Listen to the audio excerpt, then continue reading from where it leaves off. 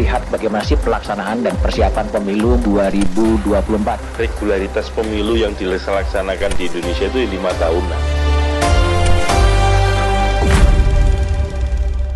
Mas, ini kan udah nggak tahu, udah berapa bulan pensiun? 6 bulan. Ya. Terus mau ngapain? Ya saya udah kerja. Udah kerja. Ini bukan pengangguran ya? Bukan. Makanya 3 bulan aja lah cukup. Oke. Relax. Menikmati gitu. ya? Ya. Habis itu mulai kerja. Ya bukan semata-mata income, tapi ya kesibukan lah. Kesibukan. Terus saya juga memutuskan, menurut saya ya saya harus ikut juga aktif karena memang expertise saya kan di tadi Mas, public policy, public administration. Atau ilmunya eksekutif lah. Nah, gimana saya ke situ ya? Salah satu cara adalah dengan ikut dalam sistem politik nasional kita. Sistem politik itu artinya bergabung dengan partai politik. Harus bergabung dengan partai politik sehingga kita menjadi bagian dari penyelenggara negara ini. Dan sudah bergabung dengan partai politik. Sekarang saya belum bisa ngomong. Belum bisa ngomong Itu artinya apa? Kan udah hadir dalam peringatan bulan Bung Karno dengan baju merah. Kan itu undangan, Mas. Oh, undangan. Iya, undangannya itu tulisannya internal pakaian merah hitam. Ya itulah seperti internal pakaian merah hitam. Yang eksternal batik. Batik. Iya. Batik merah. Enggak. Pokoknya batik kan gitu. Jadi ya kebetulan aja. Itu batiknya warna merah. Lah, Mas Andika diundang sebagai eksternal atau internal sebetulnya? Ya eksternal saya pakai batik. Kalau internal kan berarti saya sudah pakai tadi merah hitam tadi. Tapi batiknya merah tadi ya. Iya.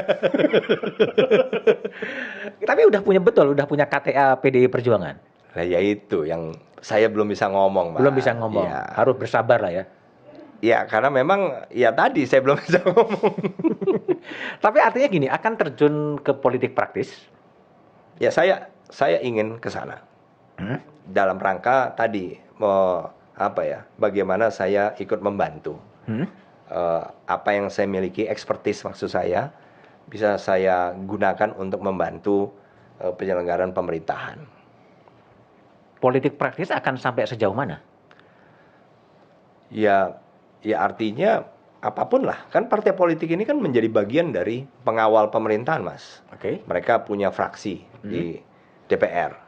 Dan DPR kan tugasnya juga salah satunya adalah pengawasan. Partai politik juga punya orang-orang di eksekutif. Nah, jadi menurut saya itu semua menjadi bagian dari peran atau keterlibatan kita dalam penyelenggaraan negara.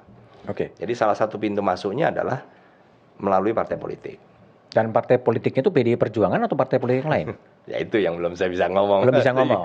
Tapi gini, kalau kita lihat kiprah atau harapan publik terhadap Mas Andika kan ketika Nasdem dulu berbicara, salah satu nomine untuk menjadi bakal calon presiden, kan salah satunya namanya Mas Andika. Iya. Tapi kan waktu itu saya masih aktif, Mas. Masih aktif? Iya. Saya nggak dikasih tahu itu. Oh, nggak dikasih tahu? Nggak dikasih tahu. Tahu-tahu muncul langsung gitu kan. Muncul nama Mas Ganjar, kemudian Mas Anies dan Mas Andika. Iya. Nggak diberitahu sama sekali? Enggak. Sebelum itu enggak.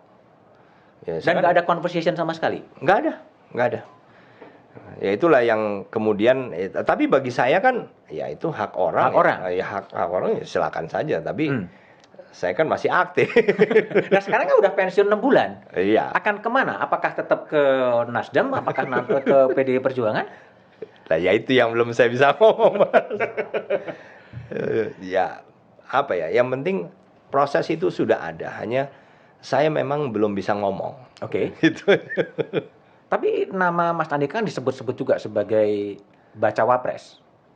Oh ya, saya ya kan bukan pilihan, bukan saya yang milih gitu loh, Mas. Bukan kewenangan saya juga. Ya apapun itu saya siap. Termasuk bacawa pres, tapi bacawa pres yang mana nih? Nah ya itu. Saya pokoknya siap, Mas, kalau ditugaskan. Ditugaskan siapa? Ditugaskan oleh yang selama ini komunikasi. Itu siapa? Ya itu yang saya nggak bisa ngomong.